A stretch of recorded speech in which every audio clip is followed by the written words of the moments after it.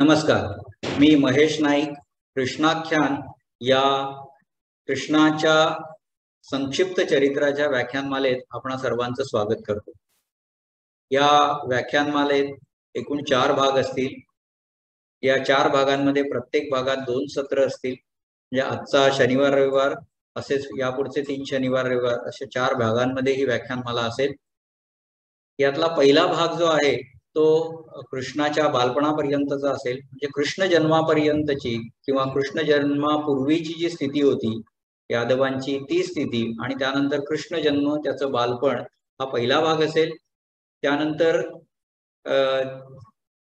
त्याचे जे इतर पराक्रम आहेत, रुक्मिणी स्वयंवर आहे, जरासंधाशी त्याच्या वेळोवेळी केलेल्या लढाया आहेत त्या आणि त्याची नंतर पांडवांशी होणारी भेट इथपर्यंतचा दुसरा भाग असेल. ती आपली पुढच्या शनिवार रविवारची 2 सत्र असतील. पांडवांशी भेट झाल्यानंतरचे त्याचे पराक्रम, पांडवांबरोबरचे त्याचे पराक्रम आणि अगदी युद्धापर्यंत काय घडलं, महाभारत युद्धापर्यंत काय घडलं हे आपल्याला तिसऱ्या भागात बघायला मिळेल. महाभारत युद्धातला कृष्ण त्याचा कुठल्या प्रकारे महाभारत युद्धामध्ये सहभाग होता हे आपल्याला चौथ्या भागामध्ये 2 टप्प्यात बघायला मिळेल. कारण एक आहे महाभारताचं युद्ध आणि त्यात काय घडलं तो घटनाक्रम आणि नंतर कृष्णाचा मृत्यू आणि मृत्यूच्या आसपासची परिस्थिती या सर्वावरती आपण चर्चा करणार आहोत. अशा प्रकारचं जे कृष्ण चरित्र असतं ते आपण बरेचदा ऐकलेलं असतं, बरेचदा वाचलेलं असतं कुठेतरी. पण इथे मी जे मांडणार आहे ते एका वेगळ्या स्वरूपातलं असणार आहे आणि ते स्वरूप म्हणजे इथे मी कृष्णाला भगवान न म्हणता महामानव म्हणतो. महामानव कृष्णाचं संक्षिप्त चरित्र. कृष्ण महामानव अशा अर्थाने की यात चमत्कारांना एक्सप्लेन करायचा मी प्रयत्न केलाय आणि त्याचबरोबर हे संक्षिप्त चरित्र अशासाठी की कृष्णाचं चरित्र त्याची चतुराई इतकी मोठी आहे की ती केवळ 8 सेशन्स मध्ये एका तासाच्या सांगता येणं शक्य नाहीये आणि म्हणूनच हे एक संक्षिप्त चरित्र आहे. त्याच्या आयुष्यातल्या ठळक घटना घेऊन त्यावरती मी भाष्य करणार आहे किंवा मी बोलणार आहे. भाष्य करणार म्हणण्यापेक्षा बोलणंच हा शब्द जास्त संयुक्तिक आहे आणि या अभ्यासातनं मला जे काही समजलं ते मी इतरांशी शेअर करण्याचा प्रयत्न करतो. व्यवसायाने मी मेकॅनिकल इंजिनियर आहे आणि सध्या मी निवृत्ती घेतलेली आहे आणि या निवृत्तीपूर्व काळामध्ये थोड्याशा आधी मी बराचसा भटकलो, वेगवेगळ्या ठिकाणी संस्कृतीचा अभ्यास करत भटकलो, काही वेगवेगळ्या देशांमध्ये गेलो, तिथली हिंदू संस्कृती पाहिली, अंकोरवाट सारखं प्रचंड मोठं मंदिर पाहिलं आणि आपल्या या साऱ्याचं कौतुक तर वाटलंच, पण कुठेतरी असंही जाणवलं की हे आतलं बऱ्याचशा गोष्टी आत्ताच्या पिढीला माहीत नाही आहेत किंवा त्या निग्लेक्टेड आहेत आणि त्या लोकांपर्यंत पोहोचल्या पाहिजेत. आणि म्हणून मी अर्थातच कोरोना काळामध्ये हे सगळं भ्रमंती बंद झाल्यावर घरी बसून मग महाभारताचा अभ्यास करायचं ठरवलं. लहानपणापासून मी कथारूप महाभारत बऱ्याच ठिकाणी वाचलं होतं. आपण सगळ्यांनीही ते वाचलेलं असतं, त्यातल्या कथा वाचलेल्या असतात. टीव्ही सिरियल्सच्या द्वारे आपल्याला महाभारताचा परिचय झालेला असतो आणि या सगळ्यातनं आपल्या एक असं लक्षात येतं की आपण तुकड्यांमध्ये बऱ्याचशा गोष्टी ऐकतो, पण त्याची एक सलग कथा कशी असेल याचा कधी आपल्याला अंदाज येत नाही आणि म्हणूनच मग हे संक्षिप्त चरित्र या सगळ्याचा परिचय करून देण्यासाठी आहे. या सगळ्याच्या प्रास्ताविकात मी जर असं म्हणेन या माझ्या अभ्यासाची सुरुवात झाली ती पर्व पासून. S.L. भैरप्पा यांनी लिहिलेली आणि मराठीमध्ये उमा कुलकर्णी यांनी अनुवादित केलेली ही एक सर्वोत्कृष्ट कादंबरी महाभारतावरची. महाभारत आपण अनेक चमत्कारांच्या अनुषंगाने वाचलेलं असतं. त्यातले चमत्कार आपल्याला लहान असतो तेव्हा बरेच आनंद देत असतात, पण नंतर जसं आपण मोठे होतो त्यातल्या बऱ्याच गोष्टी मनाला पटेनाशा होतात. भैरप्पांची ही कादंबरी याच गोष्टी पटवून देण्यासाठी आपल्याला मदत करते आणि या पर्वने मला मोहिनी घातली असं म्हटलं तरी वावगं ठरणार नाही. कारण या कादंबरीमध्ये त्यांनी महाभारताचीच कथा वेगळ्या पद्धतीने सांगितली आहे. यात सगळ्या गोष्टींचा मानवी पातळीवर विचार करून कौरव, पांडव, त्यातला कृष्ण, त्यातले येणारे प्रत्येक ऋषी मुनी सर्वजण मानवी पातळीवरती आहेत आणि त्यामुळे ही गोष्ट ही कादंबरी कुठल्याही चमत्काराविना आहे. याला अर्थातच कादंबरी म्हणायचं कारण की त्याचं जे कथानक आहे ते मूळ कादंबरीला धरून असलं तरी त्यातली जी पात्र आहेत ती जे काय करतात म्हणजे कौरव पांडवच आहेत अर्थातच, त्याच्यात पांडव, कौरव, कुंती, कर्ण ही सगळी जी पात्र आहेत ती मानवी पातळीवरती कशी वावरतात याचं वर्णन भैरप्पांनी त्यात अत्यंत उत्कृष्टपणे केलंय. आणि त्यातही एक येतो तो म्हणजे कृष्ण. कृष्णाचा अभ्यास महाभारताचा अभ्यास करणं म्हणजे कृष्णाचा अभ्यास होणार हे त्यात ओघाने आलंच.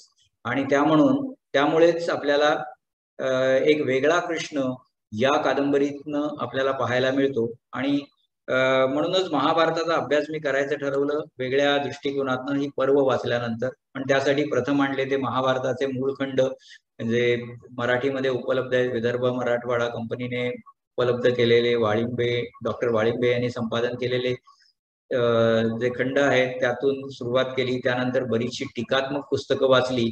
या सर्व पुस्तकांची यादी मी थोडक्यात पुढच्या एका स्लाइडमध्ये देतच आहे.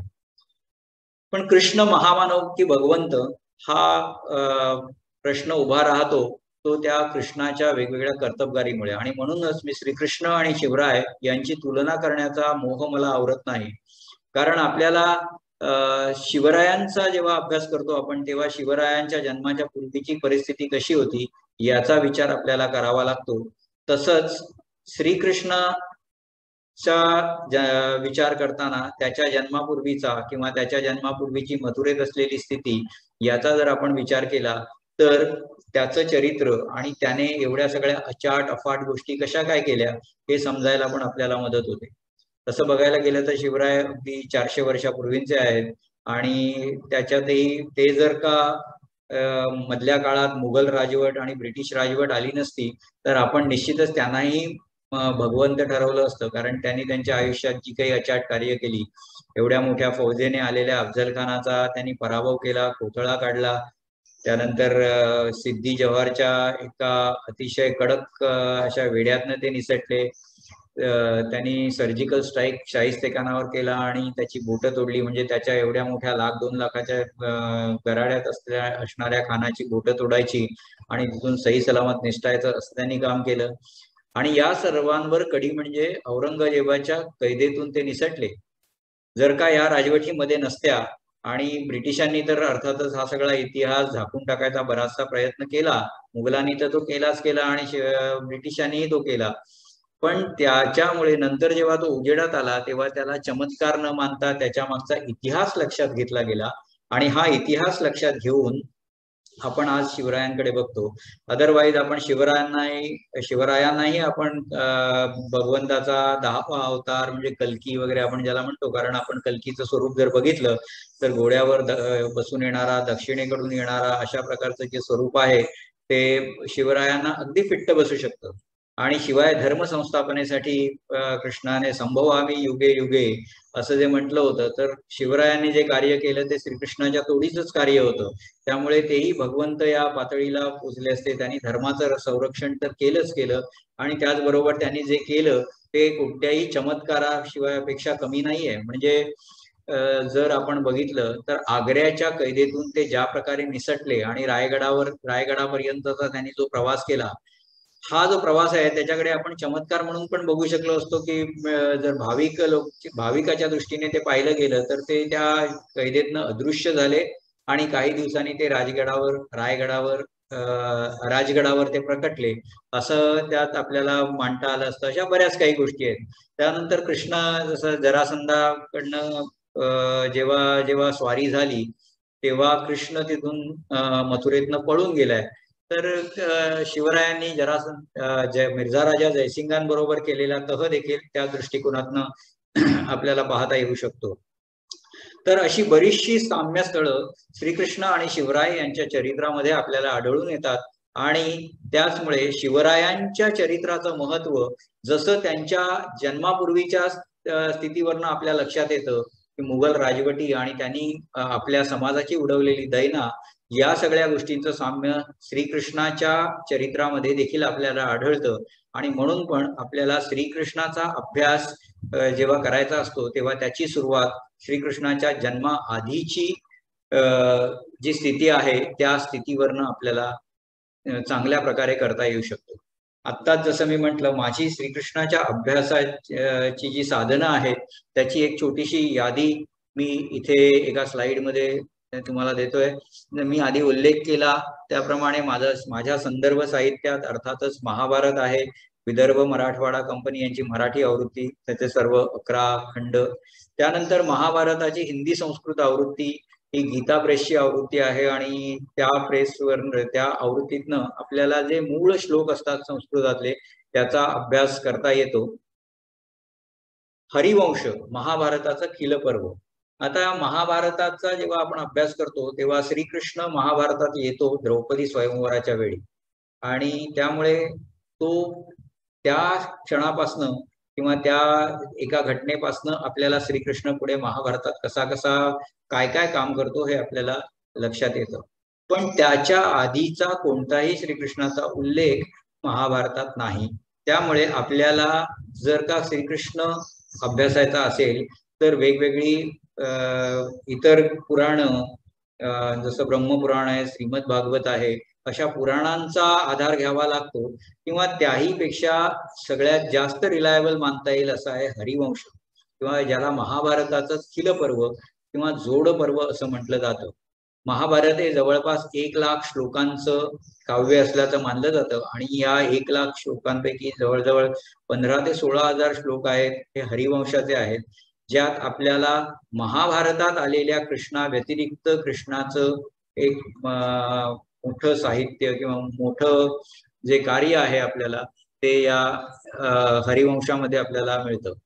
या हरिवंशामध्ये बऱ्याच गोष्टींचा उल्लेख आहे, बरंच म्हणजे तरीही हे चमत्कारांपासून पूर्णपणे सुटलेलं नाहीये आणि असं असलं तरी काही गोष्टींचा विचार त्यात वेगळ्या प्रकारे केलेला आहे आणि नंतर तोच विचार उचलून इतर पुराणांनी घेतलाय आणि त्या पुराणांनी त्याचा वेगळ्या प्रकारे वापर केलाय आणि त्याला भरपूर चमत्कारांचं कोंदण जडवलेलं आहे आणि ते कसं कसं आहे हे आपण पुढच्या काही सत्रांमध्ये पाहणारच आहोत. जसं श्रीमद भागवताचा विचार केला, कारण हा देखील माझा एक संदर्भ ग्रंथ आहे श्रीमद भागवत, कारण यातल्या ज्या गोष्टी हरिवंशात येणाऱ्या गोष्टी बऱ्याचशा श्रीमद भागवतात पण येतात आणि मग या दोन्हीकडचे संदर्भ आपल्याला ताडून बघितले असता वेगवेगळ्या गोष्टी आपल्या लक्षात येतात. जसं हरिवंशामध्ये राधा नाही, श्रीमद भागवतात पण राधा नाही, त्यामुळे राधा ही इतर पुराणांमध्ये ब्रह्मपुराणामध्ये आपल्याला आढळते किंवा जयदेवांच्या गीत गोविंदमध्ये आपल्याला आढळते, पण ती आपल्याला महाभारतात तर अर्थातच नाही, पण हरिवंश श्रीमद भागवत अशा पुराणांमध्ये पण ती आढळत नाही. हरिवंशामध्ये जे काही चमत्कार आहेत त्याची तीव्रता कमी आहे किंवा त्याला वेगळ्या प्रकारे एक्सप्लेन केलेला आहे आणि त्यामुळे आपल्याला थोडंफार त्याच्या श्रीकृष्णाचा मानवी पातळीवरचा अभ्यास करायला त्याचा उपयोग होतो. त्यानंतर अतिशय उत्कृष्ट पुस्तक जे उपलब्ध आहे ते बाळकृष्ण हरिदास यांची कृष्णावरची व्याख्यानं. 1952च्या मार्च एप्रिल महिन्यामध्ये बाळशास्त्री हरदास यांनी श्रीकृष्णावरती अतिशय उत्कृष्ट व्याख्यानं घेतली आणि या व्याख्यानांचं पुस्तक बाजारात उपलब्ध आहे. हे पुस्तक वाचून यातलं अर्थातच बरीच मोठी त्याचे 2 खंडात्मक पुस्तक आहे ती आणि ती वाचून आपल्याला या हरिवंशाचं एक चांगलं अनालिसिस केलेलं त्याच्यात मिळतं. म्हणजे हरिवंश आणि बाळशास्त्री हरिदास ही माझी 2 मुख्यत्वे करून संदर्भाची मुख्य साधनं आहेत. त्याचबरोबर भांडारकर प्रत महाभारताची, म्हणजे ज्याला चिकित्सक प्रत किंवा संशोधित आवृत्ती असंही म्हटलं जातं, अशा प्रकारची महाभारताची प्रत देखील मी संदर्भासाठी वापरलेली आहे. ही प्रत पूर्णपणे संस्कृतमध्ये आहे, त्यामुळे आणि मी काही संस्कृतचा अभ्यासक नाही म्हणून मी महाभारताची हिंदी संस्कृत आवृत्ती त्या श्लोकांचा अर्थ बघायला वापरतो आणि त्या श्लोकांचा मराठी अर्थ हवा असेल तर आपल्याला विदर्भ मराठवाडा कंपनीची जी आवृत्ती आहे ती उपयोगी पडते. अशा प्रकारे या संदर्भ साहित्याचा मी उपयोग केलाय. त्याचबरोबर इतर टीकात्मक लेखन आहे किंवा जे विश्लेषणात्मक लेखन आहे, या धर्मक्षेत्रे कुरुक्षेत्रे हे विश्वास दांडेकरांचं पुस्तक आहे. कृष्णाच्या कर्तृत्वाचं अतिशय सुंदर वर्णन या पुस्तकात केलंय आणि मी तर म्हणेन खरा कृष्ण आपल्याला कुठे सापडतो तर ज्या पुस्तकांमध्ये तो सापडतो त्यातलं धर्मक्षेत्र कुरुक्षेत्रे हे पुस्तक आहे किंवा नरहर कुरुंदकरांचं व्यासांचं शिल्प हे पुस्तक आहे. यातही कृष्ण जन्मापूर्वीची जी स्थिती आहे ती अतिशय उत्कृष्टपणे नरहर कुरुंदकरांनी वर्णन केलेली आहे. त्यानंतरचं पुस्तक आहे यासम, हा आहे डॉक्टर सदानंद मोरे यांचं, आणि यात त्यांनी हा त्यांचा खरं तर PhD चा प्रबंध आहे, त्यामुळे यात वैचारिक श्रीकृष्ण मांडलेला आहे. आणि त्यातलं एक प्रकरण आहे जे प्रत्यक्ष श्रीकृष्णाचा म्हणजे त्याचे सगळे पराक्रम आहेत, पण बाकीचा जो आहे तो वैचारिक श्रीकृष्ण आहे. आणि हा वैचारिक श्रीकृष्ण आपल्याला योगेश्वर कृष्ण म्हणून वेगवेगळ्या स्वरूपात पाहायला मिळतो. महाभारतातलं अजून एक पुस्तक 1964 सालचं शंके पेंडसे यांचं महाभारतातील व्यक्तिदर्शन, बरेचसे वेगळे विचार प्रत्येक व्यक्तिरेखांबद्दल त्यांनी या पुस्तकामध्ये मांडलेले आहेत. आणि त्यातलं एक प्रकरण आहे श्रीकृष्णाबद्दलचं, त्यातही श्रीकृष्णासंबंधी बरीचशी वेगळी माहिती यात त्यांनी दिलेली आहे. या माहितीचा वापर पण मी करतो आहे. त्यानंतर युगांत हे इरावती कर्वेंचं पुस्तक आहे, यातही श्रीकृष्णावरती प्रकरण आहे, तसेच इतर व्यक्तिरेखांवरती देखील प्रकरणं आहेत. आणि या देखील 1965 1967 या सालचे, म्हणजे 50 वर्षापेक्षा अधिक काळ हे काही लेखक लिखाण करतायत.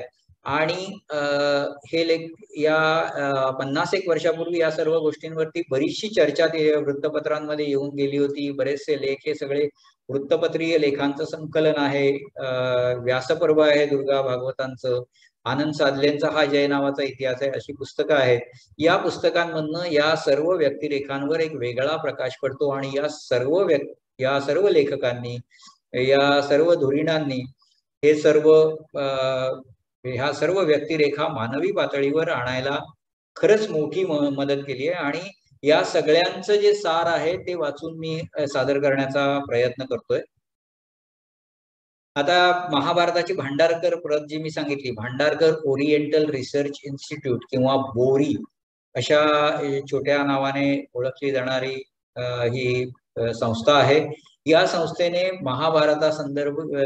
च्या संदर्भात अतिशय मोलाचं कार्य केलेलं आहे. ते म्हणजे त्यांनी महाभारताचं भारतभरातलं किंवा भारताबाहेर असलेल्या प्रतींचं उत्कृष्ट संकलन केलं आणि त्यातल्या त्यात महाभारताची जुन्यात जुनी प्रत कोणती असेल हे ठरवण्याचा प्रयत्न त्यांनी केलेला आहे.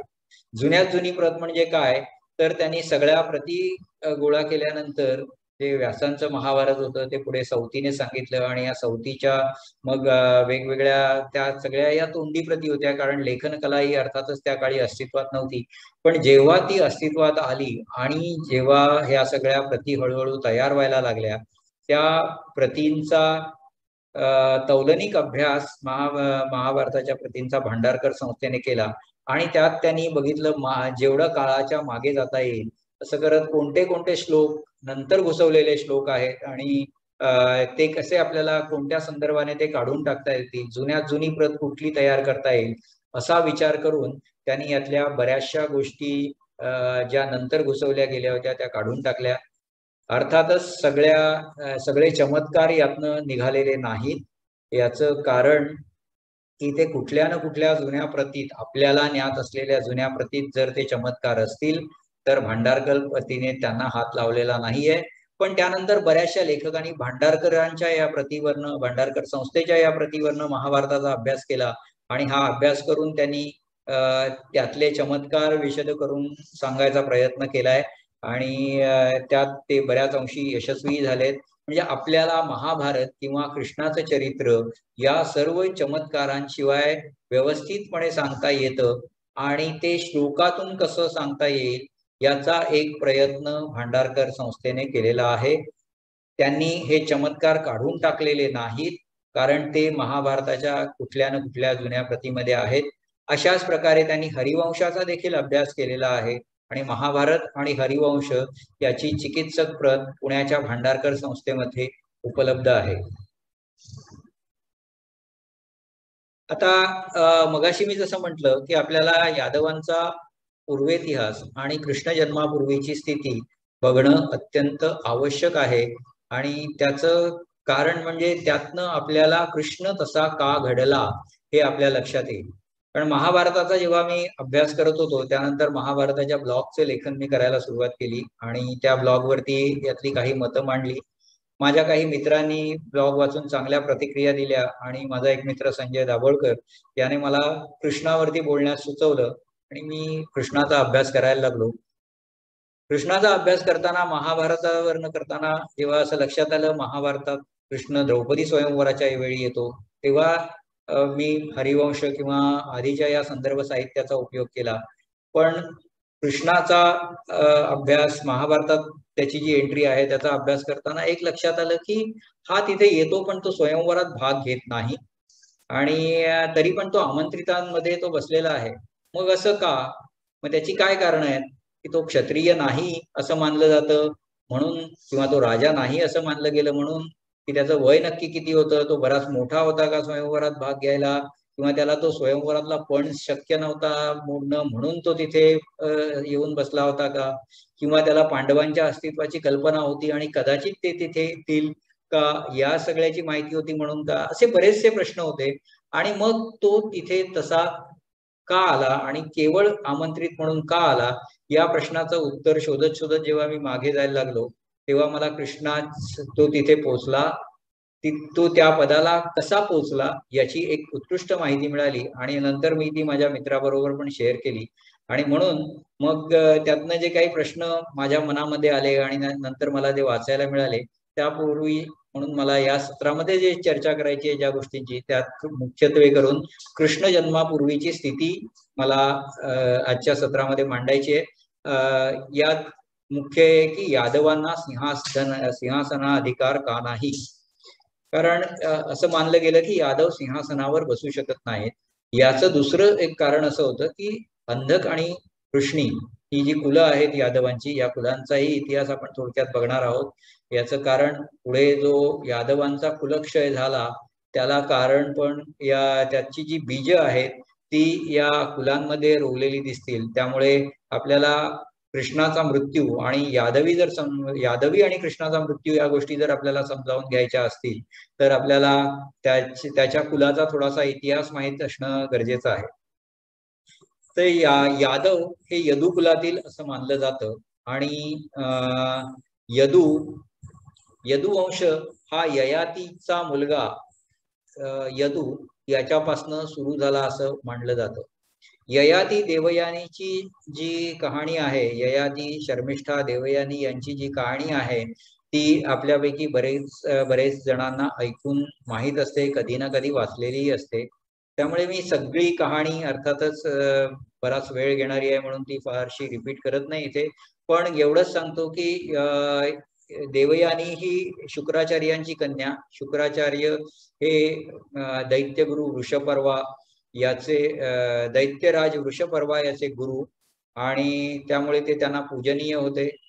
शर्मिष्ठा ही राजकन्या, ही वृषपर्वा या राजाची, दैत्यराजाची मुलगी. या दोघी घनिष्ठ मैत्रिणी होत्या. त्या एकदा जलविहाराला गेल्या, त्यात वस्त्रांची अदलाबदल झाली. त्यामुळे देवयानीने शर्मिष्ठेची आणि शर्मिष्ठेने देवयानीची अशी वस्त्र घातली. त्यात देवयानी सारख्या एका आपल्या दासाच्या, म्हणजे ते गुरु असले तरी राजाच्या पदरी होते, त्यामुळे शर्मिष्ठेला वाटलं अरे हे आपल्या पदरी आहेत हिचे वडील, म्हणजे ही त्या आपल्या पदरी असलेल्या माणसाच्या मुलीने आपली वस्त्र घातली याचा शर्मिष्ठेला भयंकर राग आला आणि ती तिला बरंच ताडून बोलली. त्याचा देवयानीला असा राग आला म्हणून ती म्हणाली आपण हे राज्य सोडून जायचं, असं तिने आपल्या वडिलांना गळ घातली. ते जर राज्य सोडून गेले तर आपल्याला आपला पराभव होऊ शकेल याची भीती वृषपर्व्याला वाटली आणि म्हणून मग त्यांनी तिला अडवण्यासाठी राज्य म्हणजे त्यांना आपल्या राज्यात राहायची विनंती केली. देवयानीने त्यावर एक अट घातली की शर्मिष्ठेने माझी दासी होऊन राहिलं पाहिजे आणि मी जिथे जाईन तिने माझी दासी म्हणून माझ्याबरोबर यायला पाहिजे. नंतर मग ही जी शर्मिष्ठा देवयानी आहे, तिच्याशी म्हणजे ययाती राजाशी लग्न झालं. ते अशाच एका शिकारीच्या निमित्ताने जेव्हा तिथे येतो राजा ययाती, तेव्हा तो देवयानीला बाहेर काढतो तिथून आणि त्यातनं म्हणजे तिला ढकलून दिलेलं असतं शर्मिष्ठेने आणि यातूनच ही सगळी कहाणी सुरू होते. आणि तो जेव्हा बाहेर काढतो नंतर मग त्याला कळतं की ही शुक्राचार्यांची कन्या आहे. मग देवयानी त्याच्या प्रेमात पडते, ते लग्न होतं. शर्मिष्ठा तिच्याबरोबर दासी म्हणून येते आणि ती यासाठी वर येते की ययातीने तिच्याशी कोणतेही संबंध ठेवायचे नाहीत, ती दासी आहे. पण असं असलं तरी शर्मिष्ठा एका नाजूक क्षणी ययातीला गळ घालते आणि ययाती तिच्या मोहात पडतो. तिला वेगळ्या ठिकाणी दासी म्हणजे आश्रम करून दिलेला असतो आणि त्या ठिकाणी ययाती असाच जात राहतो.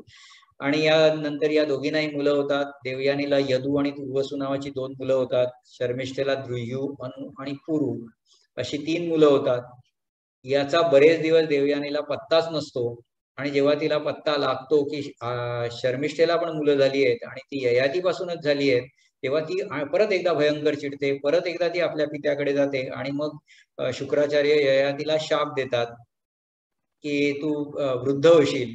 आणि मग तो त्यांची माफी मागतो, सांगतो मग मी वृद्ध झालो तर मी देवयानी बरोबर तरी कसा राहीन. आणि मग तेव्हा परत ते त्याला उशाप असा देतात की जर एखाद्या तुला जर का कोणी तुझं वृद्धत्व घेऊन त्याचं यौवन जर तुला दिलं तर तू पुन्हा तरुण होशील आणि तुझं तारुण्य उपभोगून झाल्यावर तू परत त्याला त्याचं तारुण्य परत करू शकशील. मग असं कोण करणार? तर मग तो आपल्या सगळ्या मुलांना विचारतो, यदूला विचारतो, तुर्वसूला विचारतो, द्रुयू, अनु या 4ही मुलांना विचारतो, पण ती 4ही मुलं त्याला नकार देतात. मग तो धाकट्या पुरूला विचारतो आणि पुरू आपल्या वडिलांचं वार्धक्य स्वीकारायला आनंदाने तयार होतो आणि म्हणून ययाती त्याच्यावर खुश होतो आणि त्याला आपलं राज्य नंतर देतो आणि राज्याबरोबर असाही त्याला एक वर देतो आणि राज्य देतो. आणि हा त्याचा वंश तो पुढे पौरव वंश पुढे त्याच्यातच एक कुरु झालाय आणि त्याचा कौरव वंश झालाय. तर हा एका बाजूला पौरव वंश आहे तर दुसऱ्या बाजूला देवयानीपासून झालेला जो मुलगा आहे यदू त्याचा यादव वंश आहे. आणि ययातीने जो शाप दिला होता त्याचं वर्णन हरिवंशामध्ये पण येतं, तसं ते महाभारताच्या आदिपर्वात पण येतं. आणि यात हा जो शाप आहे याचा जो श्लोक आहे हे श्लोक दोन्ही आपल्या स्क्रीनवर मी इथे शेअर केलेले आहेत. यात म्हणजे त्याने असं म्हटलंय की तुझी प्रजा ही वंशहीन किंवा म्हणजे राज्यहीन अवस्थेत राहील. जी प्रजा किंवा तुझा जो वंश आहे तो राज्यहीन अवस्थेत राहील. आणि तो त्याला म्हणतो माझ्या हृदयातून उत्पन्न होऊ नये, म्हणजे तू माझा औरस पुत्र असून देखील तू मला आपलं तारुण्य देत नाहीस म्हणून तुझ्या संतानाला राज्याधिकारच मिळणार नाही. अशा प्रकारचा शाप यदूला ययातीने दिलेला आपल्याला आढळतो. याच्या अनुषंगाने आपल्याला अजून एका गोष्टीची चर्चा करावी लागते, ती म्हणजे वर, शाप आणि चमत्कार. कारण आपल्याला आता वेळोवेळी आपण जेव्हा श्रीकृष्ण चरित्राची चर्चा करू तेव्हा वेळोवेळी आपल्याला यातले वर, शाप, चमत्कार असे आपल्या समोर येत राहतील आणि मग आपण हा विचार करू अरे इथे तर हा वर दिलाय, हा शाप दिलाय, असं का झालंय. आणि मगाशी जसं मी म्हटलं की महाभारताची संशोधित किंवा चिकित्सक आवृत्ती आहे त्यातही म्हणजे त्यांनी जरी मागे जायचा प्रयत्न केलाय काळाच्या मागे जवळपास 1000 वर्षापूर्वीची प्रत जी काश्मीरी प्रत आहे त्यातनं एक तयार केलेली प्रत किंवा दक्षिणेकडच्या काही प्रती आहेत, या सगळ्या प्रती साधारणपणे 1000 वर्ष आपल्याला मागे घेऊन जातात लिखित स्वरूपातल्या महाभारतात. आणि त्याच्या पलीकडे जाता येत नसल्यामुळे या प्रतींमध्ये पण जवळपास 272 वर आणि 147 शाप एका नोंदीनुसार आहेत. मग हे वर शाप म्हणजे नक्की काय असतं? तर बरेचदा पुराणकालीन घटनांची संगती लावण्यासाठी वर आणि शापांचा समावेश केला जातो. कारण मग एखादी घटना असते, एखादी व्यक्ती असते, त्याचं महत्व वाढवायचं असेल, कमी करायचं असेल किंवा एखादी घटना का घडली हे सांगता येत नसेल तर त्याचं मग कुठेतरी वर किंवा शापाच्या स्वरूपात ते द्यायचं. हा ययातीने यदूला दिलेला शाप हा अशाच प्रकारचा आहे. कारण यादवांचं गणराज्य होतं आपण म्हणतो, त्याचं कारण त्यांच्या शेजारी कुरूंचं राज्य होतं, पांचालांचं राज्य होतं, पण मथुरेत मात्र गणराज्य होतं. असं का? तर असं का मग ते गणराज्य किंवा संघराज्य ही जी संकल्पना आहे म्हणजे यात राजा नाही, यात म्हणजे एकाधिकारशाही नाही, मग त्यात मंत्रिमंडळाच्या सल्ल्याने कारभार केला जातो. अशा प्रकारची मांडणी या गणराज्याची किंवा संघराज्याची होती. आणि ही मग या घटनेची संगती कशी लावायची? मग त्या पुराणात कुठेतरी किंवा महाभारतात हरिवंशात अशा प्रकारचे वरशाप आपल्याला आढळतात की या शापामुळे ते राज्य बनवू शकत नव्हते आणि म्हणून त्यांना राज्यावर बसण्याचा अधिकार नव्हता आणि म्हणून हे सगळं घडलं. अशा प्रकारे म्हणून कृष्ण राजा नव्हता, अशा प्रकारचं वर्णन आपल्याला याच्यामध्ये आढळतं. तर एखादी घटना किंवा व्यक्तीचं महत्व वाढवण्यासाठी किंवा कमी केल्यासाठी पण करण्यासाठी पण वापरलं जातं. याचं उदाहरण द्यायचं झालं तर यादव कुलाचा नाश झाला आणि मग यादव कुलाचा नाश इतका मोठा श्रीकृष्ण असून पण त्या कुलामध्ये यादव कुलाचा नाश झाला, किंवा एवढ्या मोठ्या श्रीकृष्णाला भगवान मानल्या गेलेल्या श्रीकृष्णाला एका पारध्याने एका क्षुल्लक वनवासी माणसाने मारलं. या घटनेची संगती कशी लावायची? मग ही संगती लावण्याकरता मग गांधारीने दिलेला शाप कृष्णाला की तुझी कुलं पण अशीच मरतील किंवा तुला पण असंच एकाकी मरण येईल, अशा प्रकारच्या शापाचा सहारा त्याच्यासाठी घेतला गेला. प्रत्यक्षात काय झालं, कसं झालं हे आपण आपल्या शेवटच्या सत्रामध्ये पाहणारच आहोत. पण आता आपल्याला लक्षात एवढंच ठेवायचे की वर शाप चमत्कार हे त्या घटनेची संगती लावण्याकरता वापरले गेलेले आहेत, किंवा त्या व्यक्तीचं एखाद्या व्यक्तीचं महत्व वाढवण्याकरता किंवा कमी करण्याकरता वर शापांचा आणि चमत्कारांचा अंतर्भाव आपल्याला या कथांमध्ये केलेला आढळतो. या चमत्कारांचा आणखीन एक हे आहे की अशा प्रकारची पुराण, आता श्रीकृष्णाचं चरित्र वर्षानुवर्ष तोंडी जरी ते एका पिढीकडनं दुसऱ्या पिढीकडे गेलं तरी ते टिकून राहिलं. याचं कारण हा चमत्कारांचा भाग आहे. या सगळ्या गोष्टींमध्ये या चमत्कारांनी, पुराण कथाकारांनी बरंच महत्वाचं स्थान त्यांचं इथे आहे, कारण त्यांनी हे एका पिढीपासून दुसऱ्या पिढीकडे संक्रमित करण्यात महत्वाची भूमिका बजावलेली आहे. आणि त्यामुळेच आपल्याला जरी हे भौतिकशास्त्राच्या नियमाच्या कसोटीवर जरी वरशाप चमत्कार उतरत नसले तरी पण आपल्या इतिहासाचं संवर्धन करण्यामध्ये त्याचं महत्वाचं योगदान आहे हे आपल्याला विसरून चालणार नाही. ही ग्रंथसंपदा जीवित ठेवण्यासाठी आणि त्यातल्या कथानकातली रंजकता वाढवण्यासाठी या वरशाप चमत्कारांचा उपयोग आपल्याला केलेला आढळतो. आता आपण श्रीकृष्णाच्या पूर्वीची, जन्मापूर्वीची स्थिती बघण्यासाठी आपण त्यांच्या कुळांचा थोडासा विचार करूया. मगाशी जसा मी ओझरता उल्लेख केला की यादव कुल होतं, त्याचबरोबर त्यांच्यात वेगवेगळी जी उपकुळं होती ज्याला असं म्हणता येईल, त्याच्यात अंधक आणि वृष्णी हे कुलसमूह आपल्याला आढळतात. काही वेळा अंधकांना कुक्कुर असं पण म्हटलं गेलंय किंवा भोजकुलीन असं पण म्हटलं गेलंय. आणि ही कुलं कशी तयार झाली तर कुठल्या तरी एखाद्या पराक्रमी पुरुषापासनं ज्या गोष्टीची व्युत्पत्ती झाली आहे त्या पराक्रमी पुरुषाचं नाव त्या कुळाला दिलं जातं. त्यामुळे अंधक नावाच्या एका राजापासनं मग त्याला जी मुलं होती कुक्कुर, भजमान, शमी, कंबलबरी अशा प्रकारचे, आणि त्यातल्या कुक्कुर, त्यामुळे अंधक किंवा कुक्कुर हा वंश आहे. मग त्या वंशामध्ये आणखीन काही पराक्रमी पुरुष आहेत. मग आहुक नावाचा राजा किंवा गणराज्य प्रमुख यात होऊन गेला आणि त्याला देवक आणि उग्रसेन नावाची 2 मुलं होती. यातला जो आहुक आहे, मी पुन्हा एकदा त्याचं इथे या उजवीकडे दाखवलेलं आहे. आहुकाला देवक आणि उग्रसेन जी मुलं होती, त्या उग्रसेनाला कंस, त्याचे 8 भाऊ आणि 5 बहिणी, म्हणजे 9 अधिक 5 असे 14 मुलं उग्रसेनाला होती. देवकाला देवकी ही जशी मुलगी होती त्याला त्याचबरोबर 6 बहिणी होत्या देवकीला, आणि या देवकी आणि तिच्या 6च्या 6 बहिणींची लग्न वसुदेवाबरोबर करून देण्यात आली होती. म्हणजे वसुदेवाला एवढ्याच बायका नव्हत्या, तर वसुदेवाला रोहिणी ही देखील बायको होती. तशीच इतर एकूण 14 बायका होत्या. त्यात रोहिणी ही सगळ्यात मोठी होती, तर देवकी ही धाकट्यांपैकी एक होती. हा वसुदेव कोण होता तर वृष्णी कुलीन होता. म्हणजे या यादवांचं एक उपकुळ होतं वृष्णी. तेही आपण पुढच्या एका स्लाइडमध्ये बघणार आहोत. आणि त्याला वसुदेव आणि कुंती ही 2 मुलं होती. त्याचबरोबर त्याला आणखीनही मुली होत्या, त्यांचाही उल्लेख आपण पुढच्या स्लाइडमध्ये बघणार आहोत. आणि आपल्याला या अंधक आणि वृष्णी कुळांची माहिती करून घेतली या स्लाइडद्वारे तर आपल्याला लक्षात येईल त्यांचे आपापसातले संबंध कसे होते आणि त्याच्यानंतर त्यात विरोधाभास कसा आणि कुठे निर्माण झाला. त्याच्यानंतर पुढची जी स्लाइड आहे ती आहे वृष्णी कुळातली. आणि यात क्रोष्टू आणि माद्री यांच्यापासून युधाजित आणि देवामिधुष हे 2 राजे किंवा गणराज्य प्रमुख झाले, म्हणजे नेते झाले किंवा एक चोर पुरुष होऊन गेले. त्यांचा देवामिडूसचा मुलगा होता शूर, शूराचा मुलगा वासुदेव, त्याला देखील आणखीन वासुदेवाला म्हणजे शूराला वासुदेव आणि 9 पुत्र 5 कन्या होत्या. त्या म्हणजे वासुदेवाला आणखीन एक म्हणजे वासुदेव धरून त्याला 10 मुलं आणि 5 मुली.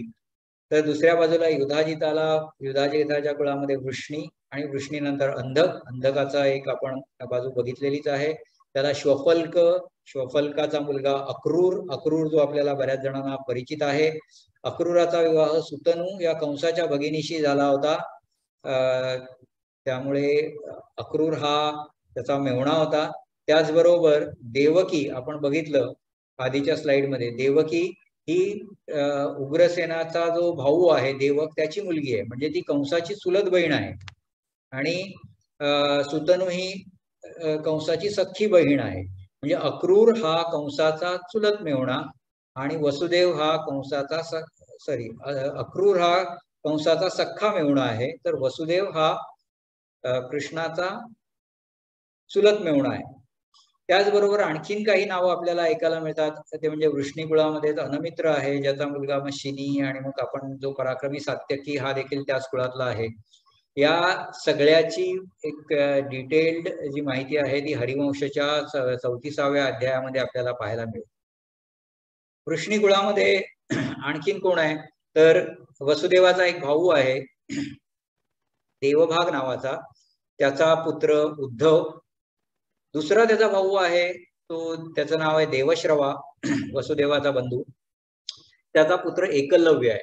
याला पुढे निषादाने वाढवला आणि एकलव्याची प्रसिद्ध गोष्ट आपल्याला सगळ्यांना माहितीच आहे. तर ही गोष्ट पण आपण पुन्हा कृष्ण चरित्राच्या निमित्ताने बघणार आहोत थोडक्यामध्ये. त्यानंतर वसुदेवाच्या एकूण 14 पत्नी होत्या, याचा उल्लेख मी केलाय. रोहिणी सगळ्यात थोरली होती, तर 12वी पत्नी होती देवकी. वसुदेवाच्या भगिनी ज्या होत्या त्यात पृथा म्हणजे कुंती, जी नंतर त्याने दत्तक दिली होती, त्याचा मित्र आणि आते भाऊ कुंती भोजाला. श्रुतश्रवा ही शिशुपालाची आई आणि चेदिराज दमघोष याची बायको, आणि राजाधी देवी अशा वसुदेवाच्या या 5 भगिनी होत्या. हा इतिहास आहे अंधक आणि वृष्णी कुळांचा. आणि या अंधक आणि वृष्णींचं एक गणराज्य मथुरेच्या परिसरात होतं. हे गणराज्य म्हणजे याचं स्वरूप काय तर या गणराज्यामध्ये राजा नाही, त्याला जरी उग्रसेन हा त्यांचा राजा होता, पण तो राजा जरी मानलं गेलं तरी त्याला सिंहासनाधिक्त राजा असं न मानता गणप्रमुख किंवा संघराज्य प्रमुख असं मानलं गेलं. आणि तो त्याच्या मंत्रिमंडळाच्या सहाय्याने राज्यकारभार चालवत होता. या मंत्रिमंडळामध्ये अक्रूर, वसुदेव अशासारखे वृष्णी होते. त्याचबरोबर अंधककुलीत पण बरेचसे नेते होते. आणि त्यामुळे वृष्णी अंधकांचा हा समूह मथुरा आणि आसपासच्या प्रदेशावर त्यांची सत्ता होती किंवा त्यांचं राज्य चालत होतं. मग त्यांचं राज्य का नाही, राजा का नाही याच्या प्रकारचं एक्सप्लेनेशन आपण मगाशी शापाच्या स्वरूपात बघितलं. तर हे आता अंधक आणि वृष्णीकुळ या सगळ्यांचं जेव्हा आपण उल्लेख करतो तेव्हा आणखीन एक यांच्यावर एक आपत्ती आली काही कालानंतर, आणि ती आपत्ती आली ती जरासंधाच्या साम्राज्यवादाच्या रूपाने. जरासंधाचा साम्राज्यवाद म्हणजे नक्की काय तर जरासंध हा मगधचा राजा, गिरिव्रजी त्याची राजधानी. उपरिचर वसू नावाचा एक राजा होता. हा राजा म्हणजे सत्यवतीचा पिता मानला जातो. त्याचा मुलगा होता बृहद्रथ आणि बृहद्रथाचा मुलगा जरासंध. या जरासंधाला एकछत्री अंमल हवा होता. त्याला छोटी छोटी राज्य त्याने बुडवली आणि ही राज्य बुडवून त्यातल्या बऱ्याचशा राजांना, सूर्यवंशीय किंवा चंद्रवंशीय राजे जे मानले जातात त्यांना त्याने कैदेत टाकलं. आणि मग स्वतःची एकछत्री सत्ता किंवा अंमल स्थापन करण्याकरता त्याने याचा वापर करायला सुरुवात केली की वेगवेगळ्या ठिकाणची राज्य बुडवायची, गणराज्य बुडवायची. राजे जे होते त्यांना बंदीत टाकून त्यांचा एक नरमेध यज्ञ करायचं त्याने ठरवलं होतं. अश्वमेध यज्ञ जसा केला जातो त्याच प्रकारचा आपण एक वेगळा क्रूर यज्ञ त्याने करायचं ठरवलं. आणि या यज्ञाद्वारे त्याला आपलं वर्चस्व प्रस्थापित करायचं होतं आजूबाजूच्या राज्यांमध्ये, आणि त्याला एक सम्राट बनायचं होतं. आणि म्हणूनच या सम्राट पदाची अभिलाषा असणाऱ्या जरासंधाने वेगवेगळ्या राज्यांना जसं बुडवलं तसंच त्याला गणराज्यांनाही बुडवायचं होतं. पण राज्य आणि गणराज्य याच्यामध्ये फरक असा होता की लोकांनी लोकांसाठी चालवलेलं राज्य, अशा प्रकारची गणराज्य बरेचदा अशा एक एक ठराविक राजा नसल्यामुळे त्याला अशी दाद देत नव्हती किंवा त्याला कोणाचा पराभव करायचा आणि काय करायचं हे जे कन्फ्युजन होतं. मग त्याने काय केलं, अशा ठिकाणी त्याने काही लोक आपली हुडकली, त्यांना तिथलं राज्य चालवायला दिलं, ते आपले त्यांचे मांडलिक किंवा अंकित करून घेतलं. पण मथुरेच्या गणराज्यासाठी त्याने अशाच प्रकारे कंसाची निवड केली. मथुरेचं गणराज्य हे पांचाल कुरु यांच्या आडोशाला उभं होतं, तसं मगधापासून बरंच दूर होतं. त्यामुळे त्याला तिथे जर का आपला कंट्रोल प्रस्थापित करायचा असेल तर तिथे कुणाची तरी गरज होती आणि कंसाच्या रूपाने त्याला अशी व्यक्ती सापडली. म्हणून आपल्या अस्ति आणि प्राप्ती या दोन कन्यांना त्याने कंसाशी त्यांचा विवाह करून दिला आणि या विवाहाद्वारे त्याने हे नातेसंबंध जोडून त्याला तिथे राज्यावरच बसवलं. म्हणजे त्याने उग्रसेनाचा विरोध झुगारत कंस राजा झाला. तो तरुण होता आणि तो कुणालाही म्हणजे क्रूर होता, उग्र प्रवृत्तीचा होता आणि त्यामुळे त्याने इतरांना जुमानणं बंद केलं आणि एक मिनी जरासंधासारखी स्थिती एक निर्माण झाली. आणि अर्थातच जरासंधाचा नातेवाईक असल्यामुळे किंवा जरासंधाचा जावई असल्यामुळे त्याला सम्राटाचं पाठबळ असल्याने कोणी त्याच्याबरोबर बोलायला, त्याच्या विरुद्ध बोलायला धजत नव्हतं. आणि या परिस्थितीचा कंसाने पुरेपूर फायदा उठवून स्वतःचा एकछत्री अंमल मथुरा आणि आसपासच्या प्रदेशावर स्थापन केला. लोकांवरती त्याने कर लावले आणि त्या करातनं स्वतःची संपत्ती वाढवायला सुरुवात केली. प्रजा त्रस्त झाली होती, पण कुणालाच काही बोलता येत नव्हतं. जेव्हा उग्रसेनाने या सगळ्याला विरोध करायचा प्रयत्न केला तेव्हा आपल्या पित्याला उग्रसेनालाच त्याने बंदिवान बनवलं आणि कैदेत टाकलं. अक्रूर आणि वसुदेव हे देखील उग्रसेनाच्या बाजूचेच होते, पण ते अर्थात ते त्याच्या बहिणीचे म्हणजे ते मेहुणे असल्यामुळे, बहिणीचे नवरे असल्यामुळे, पती असल्यामुळे आणि ते त्याचे मेहुणे असल्यामुळे त्यांना कैदेत न टाकता त्यांना सॉर्ट ऑफ नजर कैदेत ठेवण्यात आलं. आणि या हे यातही वसुदेव आणि अक्रूर याच्यामध्ये फरक हा होता की दोघं स्वभावाने वेगवेगळ्या प्रवृत्तींचे होते. म्हणजे अक्रूर अतिशय धूर्त स्वभावाचा होता, संधी साधू स्वभावाचा होता आणि तो राजकारणी होता. पण त्या उलट जर आपण वसुदेवाकडे बघितलं तर तो अतिशय सच्छील प्रवृत्तीचा आणि सच्छील शांत प्रवृत्तीचा आणि त्याचबरोबर लोकांमध्ये व्यवस्थित मिळून मिसळून वागणारा, लोकांचा प्रचंड पाठिंबा असणारा असा होता. आणि त्यामुळेच त्याला सरळ हात लावायचं जे काम होतं ते कंसाने केलेलं दिसत नाही. आपण जरी बंदिवासाच्या कथा जरी वाचलेल्या असल्या, ऐकलेल्या असल्या तरी आपण त्या सगळ्या पुराण कथा आहेत. हरिवंशामध्ये काय दिलंय आणि इतर पुराणांमध्ये काय दिलंय याच्यात जी तफावत आहे ती आपल्याला हळूहळू इथे स्पष्ट व्हायला लागते. आणि आपण हे सगळं म्हणजे कंस आणि त्याचं हे जे काय वागणं होतं ते साम्राज्यवादाला पूरक असल्यामुळे ही जी सगळी प्रजा होती ती त्राही भगवान करून सोडलं होतं कंसाने त्यांना. आणि त्यामुळे ते त्यांना शक्य नव्हतं त्याची राजवट उलथून पाडणं. आणि या गोष्टीला अजून एक व्यक्ती कारणीभूत झाली होती आणि ती व्यक्ती होती नारद. आणि या नारदाबद्दल थोडंसं सांगून मी माझं आजचं सत्र संपवणार आहे. आणि जे सांगणार आहे ते अतिशय एक वेगळं आणि महत्वाचं निश्चितच आहे नारदाबद्दलचं. तर नारद म्हणजे नक्की कोण? कारण आपण पुराण कथांमध्ये आपल्याला बरेचदा नारदाचं सगळ्या पुराणांमध्ये अस्तित्व आढळून येतं. आणि हे अस्तित्व आपल्याला कशा स्वरूपात आढळतं तर नारद नारायण नारायण करत सर्वत्र संचार करत असतो. आणि हा नारायण नारायण करणारा नारद सगळीकडे जाऊन काय करतो तर कळी लावतो. म्हणजे आपल्या नजरेसमोर जी नारदाची व्यक्तिरेखा आहे ती आहे कळ लाव्या नारद म्हणून. मग कळ लाव्या असं याला का म्हटलं जातं आणि नारद म्हणजे नक्की कोण याचा विचार जेव्हा मी करायला सुरुवात केली, कारण तो आपल्याला वेगवेगळ्या पुराणात आढळतो, तो आपल्याला जसा दिसतो तसाच तो आपल्याला महाभारतात आढळतो, कृष्ण चरित्रात आढळतो, रामायणात कुठेतरी आढळतो, कुठेही ज्या पुराणाचा विचार कराल कुठल्या कथांमध्ये सगळीकडे आढळून येतो आणि त्याचा संचार सगळीकडे असतो. मग याचा विचार करताना माझ्या असं लक्षात आलं की हा नारद म्हणजे एकच व्यक्ती नसून ती एका जमातीचं नाव असावं. म्हणजे कसं, तर आपल्याला हल्ली सगळीकडे वासुदेव आढळतात. तर वासुदेव जो असतो त्या वासुदेवाला आपण त्याच्या मागची व्यक्ती कोण आहे, त्या व्यक्तीचं नाव काय आहे, त्या व्यक्तीच्या नावाने ओळखत नाही, तर आपल्याला आपण त्या व्यक्तीला अरे तो वासुदेव आला बघ असं जे आपण पटकन म्हणतो. म्हणजे वासुदेव आपल्याला त्या प्रकारची व्यक्ती दिसली की आपण त्याला वासुदेव म्हणून संबोधतो. आणि हा वासुदेव आपल्याकडे हल्ली गावागावात वासुदेव याची प्रथा कमी झाली आहे, बंद नाही झाली आहे पण कमी झाली. आणि मुंबईत पण आम्हाला बरेचदा वासुदेव असे आढळून आलेले आहेत, येतातही. तर हे जे वासुदेव असतात त्यांचा पेहराव आपल्याला, त्या पेहरावावरनं आपण त्यांना वासुदेव म्हणून ओळखतो. आणि हे वासुदेव करतात काय, तर तुम्ही त्याला काही पैसे दिलेत किंवा काही दक्षिणा दिली तर ते काय करतात, ते तुमचं भविष्य सांगतात.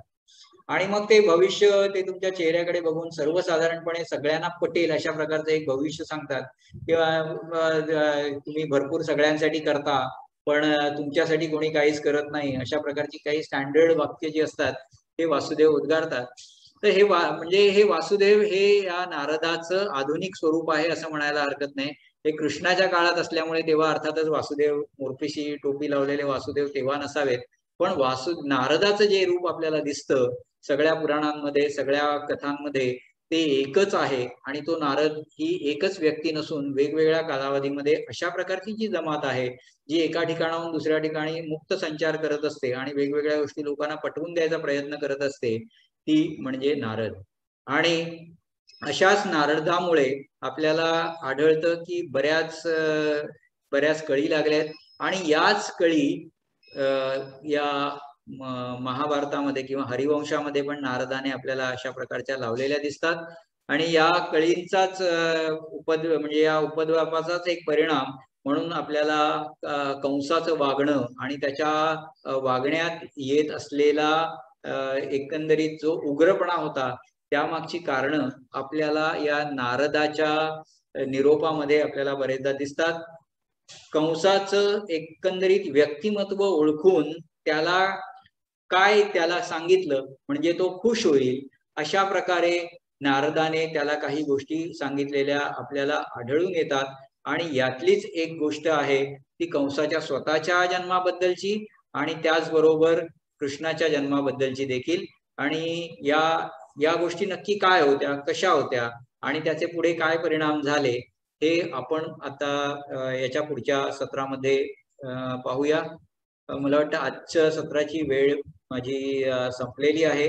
आणि यात मी जो आढावा घ्यायचा प्रयत्न केला त्यात कृष्ण जन्मा म्हणजे अंधकवृष्णीची कुळं कशी होती, कृष्ण जन्मापूर्वीची काय परिस्थिती होती, गणराज्याची काय स्थिती होती, आणि त्यात जरासंधाचा साम्राज्यवाद होता, हा पुढच्या गोष्टींवरती, घटनांवरती आणि कृष्णाच्या एकंदरीत जडणघडणीवरती कसा परिणाम करणार होता हे आपल्या लक्षात येईल. आणि त्याच्यासाठी ही बॅकग्राऊंड समजावून घेणं, कृष्ण चरित्राची बॅकग्राऊंड समजावून घेणं अतिशय महत्वाचं आहे. पुढच्या सत्रामध्ये आपण कृष्ण जन्म, कृष्णाचं बालपण आणि त्याची एकंदरीत पांडवांची भेट होईपर्यंत काय काय घडलं याचा एक आढावा घेऊया. अर्थातच तो भाग कदाचित थोडासा मोठा होण्याची पण शक्यता आहे. त्यामुळे आजचं सत्र मी इथे संपवतो, कारण याच्यानंतरचा पुढचा जो भाग आहे तो नॅचरल फ्लो मध्ये पुढच्या सत्रासाठी बरोबर ठरेल. धन्यवाद.